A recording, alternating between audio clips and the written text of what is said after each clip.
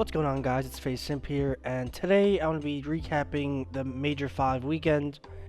I'm going to be talking about what kind of happened to us, Atlanta FaZe, and kind of just how the event looked and how the teams were looking. So, without further ado, let's just get right into it. So I'm going to start off by saying before this major, you could kind of tell by our gameplay, or at least our hardpoint, that we weren't looking the best, and that there were very obvious fundamental problems in our point that weren't there previously, in my opinion. So, just from that, the weeks that we scrimmed leading up to this event, you can kind of just tell that our hard point wasn't as good as it could be. So heading in the Major 5, we didn't have a first round bye because we got second seed in our pool, and that's because we lost our match to Optic, and they just ended up having the head-to-head over us.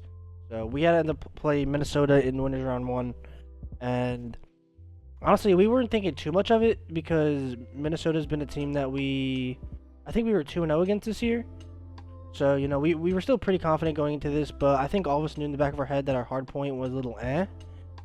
And, I mean, I don't think it would have changed anything if we thought about it differently. But at least personally, I could kind of tell that our hard point wasn't as perfected as it could have been for this major. So heading into our winners round 1 match against Minnesota, we had a kind of an series of maps for us, but they weren't our best maps, they also weren't our worst maps, so I feel like it wasn't that bad for us. But I think it just came down to them icing up a little bit, to be quite honest. So the first map of the Minnesota series ended up being Checkmate Hardpoint, and honestly, I feel like this is a map that we could easily win every time we play it. It just kind of comes down to us and kind of making sure we do the same stuff we do in practice in our match, because usually well, not usually, but sometimes in our hard points we look really good in scrims and then we'll go to the match and we won't do the exact same thing or take the same routes as we did in our scrims. So I just think sometimes, especially during matches, we kind of feel the atmosphere that it's like a match and not like a scrim, and kind of just need to loosen up a little bit and have some fun. But we ended up losing the Checkmate Hardpoint 250 to 211, and this was, I don't really remember it because it was like a week ago, but it was probably a rotational thing. We probably ended up rotating wrong or dying on the rotation or just taking bad chows that we didn't need to. So especially on a map like Checkmate where you can piece together a lot of the hills, you can't really be making these mistakes, especially against structurally sound teams like Minnesota. So the second map in the series was Express S&D, and this was a map that we were pretty comfortable on, just because we have had so many reps on it, and honestly, I feel like they kind of just iced up during this map. We ended up losing round 11, and besides a round or two, I don't think we could have done anything that much different. I kind of just think it's how S&D went against I think it was just two good S&D teams going head to head, and they kind of just ended up taking the advantage and winning the round 11. So now we're down 0-2 going into the control, and the control has been a staple for us, kind of just to make sure that we always have a chance in the series. We don't lose many controls, and I just think we understand the game mode a lot more than other teams, and our teamwork in that mode is a lot better than it is in any other. So we just have lights out control gameplay. I don't know if there's much to talk about this one. We ended up beating them, smoking them 3-0. And this was a huge rebound for us just because we were down 0-2 in the series and kind of needed a little confident boost. So going into map 4 while being down 1-2, it ended up being Raid Hardpoint, and this was a hardpoint where we were super confident and comfortable on what we were doing on the map. But like I said before, I feel like our hardpoint just this event was kind of iffy, and that our practice going into it wasn't the best. So I feel like we were making a lot more mistakes against Minnesota than we really did in scrims, but I feel like in our scrims we've also kind of been counting things out, like blaming this on host or this or that, and kind of making excuses for ourselves when we kind of need to be real and realize people are starting to catch up. But we ended up losing Raid Hardpoint 250 to 205, and like I said before, it's probably just us messing up our rotations, dying our rotation, or just not playing confident on our maps in our situations. So We ended up losing 2-5, losing the series 3-1, and going to losers bracket. And that was, I think this was the first time we lost anything other than a 3-2 since we got 3-0'd by Optic last year.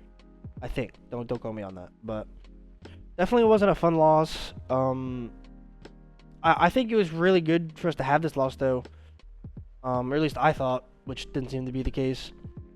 That, you know, we were kind of going to realize our mistakes and watch it back and talk about it and just make really good use of the practice next day, because after we lost, we didn't have any matches on Friday for some weird reason.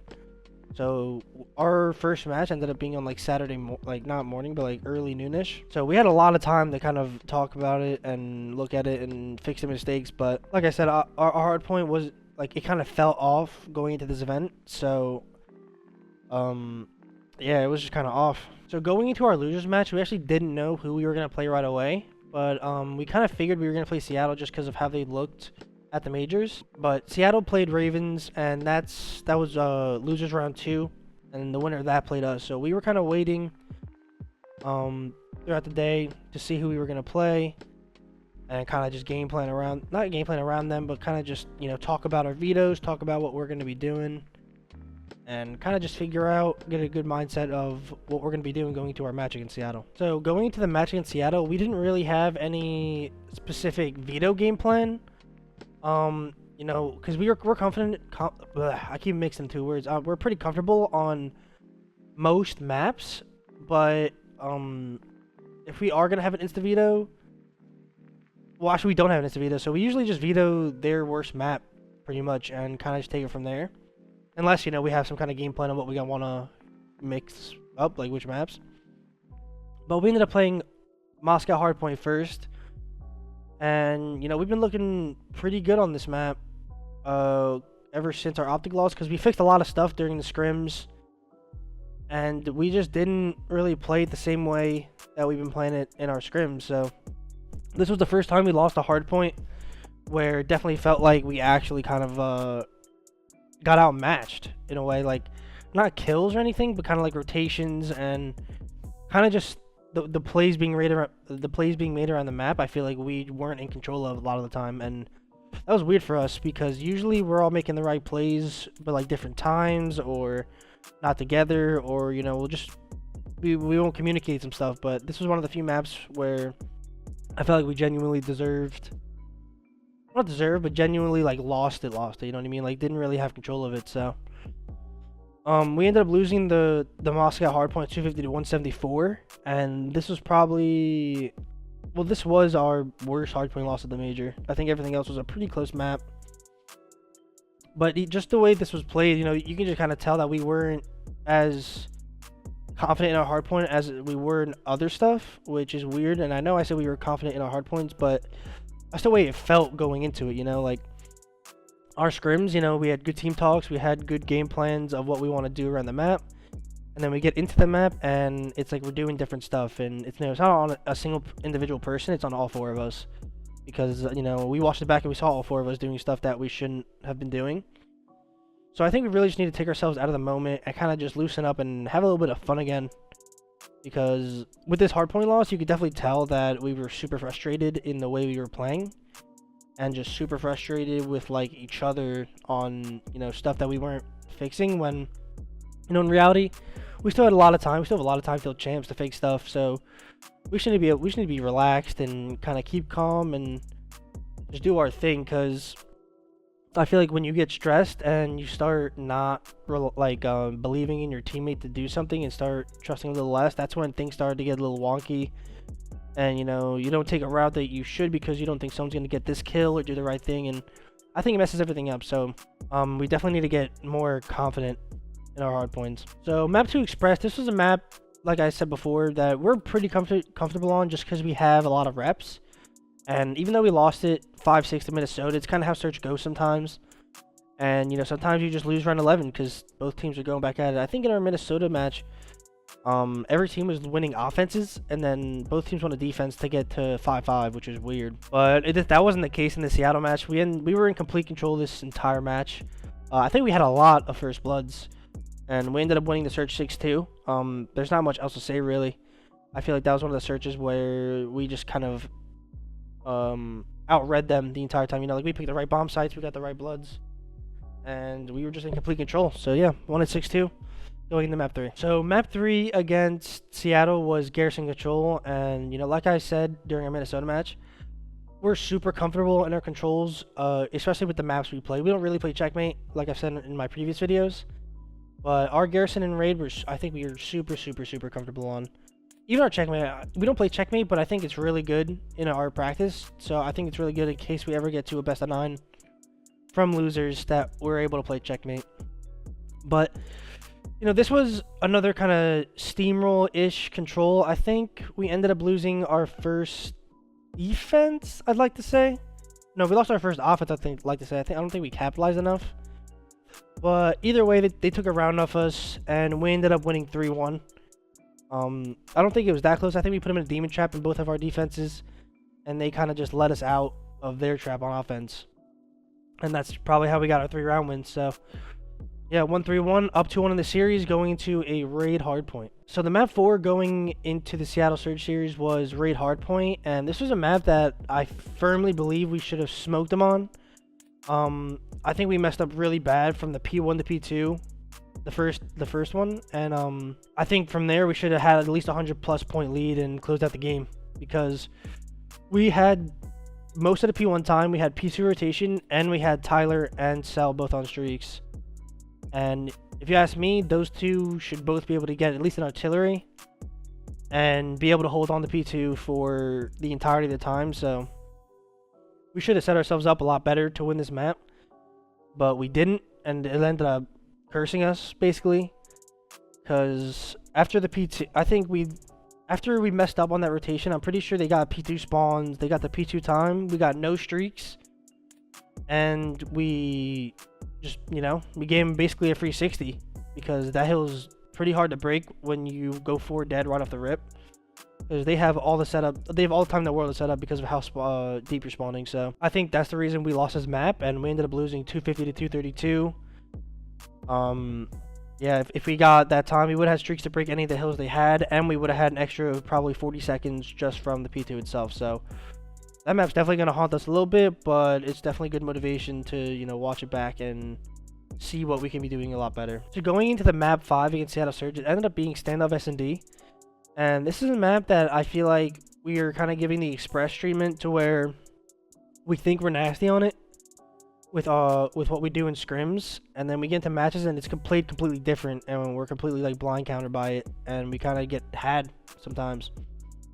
But I don't know, I feel like our standoff hasn't been that bad, but it's looked bad matches sometimes. So this was a pretty back and forth map against Seattle.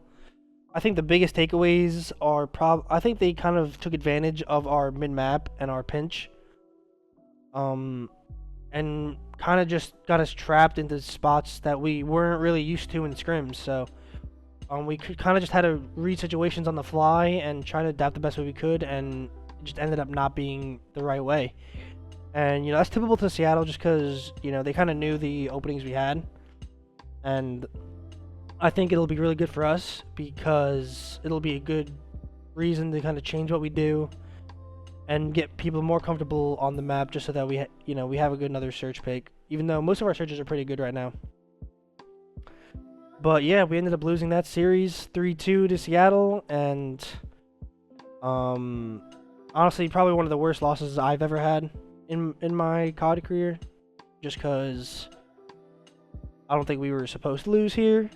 Well, I mean, we're a top team, you know, Atlanta FaZe is a top team. Seattle Surge, you think of them, they're not a top team just because they're not going to champs, but you look at their roster, they've had the potential all year to kind of put things together and be a top team. So I think just you know, when they got to the major and they got the LAN, it just came out a little more, as it did with most teams, I feel like. But this major was super fun, even though we lost both Minnesota and Seattle and didn't get the placement we wanted. It was super nice to be able to see fans again, even though most of them booed us. It was cool to see fans back on stage in a venue and kind of just have that atmosphere back. Even from the stream online, you can kind of tell the vibe was a lot better and that people were having a good time at the event. So it's gonna be super nice for champs, and hopefully everything at Champs goes well and fans are still allowed and, you know, everyone has a good time. Just the one thing I would say is hopefully more fans care about COVID, because I feel like this event, no one really, you know, I feel like people kind of disregarded it just because the event was back, but, you know, it's still something you need to be aware of, and, you know, anyone who's watching, definitely be aware of it. Don't kind of, you know, treat it like it's nothing, because, you know, it's killing a lot of people, and we shouldn't, you know, we shouldn't think lightly of it. But anyways, guys, that's going to be it for this video. Hopefully you enjoyed the recap. If you did, I'd appreciate it if you dropped a like on the channel or on the video. If you're new here, make sure you sub to the channel. You know, I don't know how many more recaps are going to be because the season's closing, but I do upload some good COD content, and I would, you know, appreciate if you guys recommended anything in the comment section below on what you want to see next. So that's it for this video, and I will see you guys in the next one. Peace.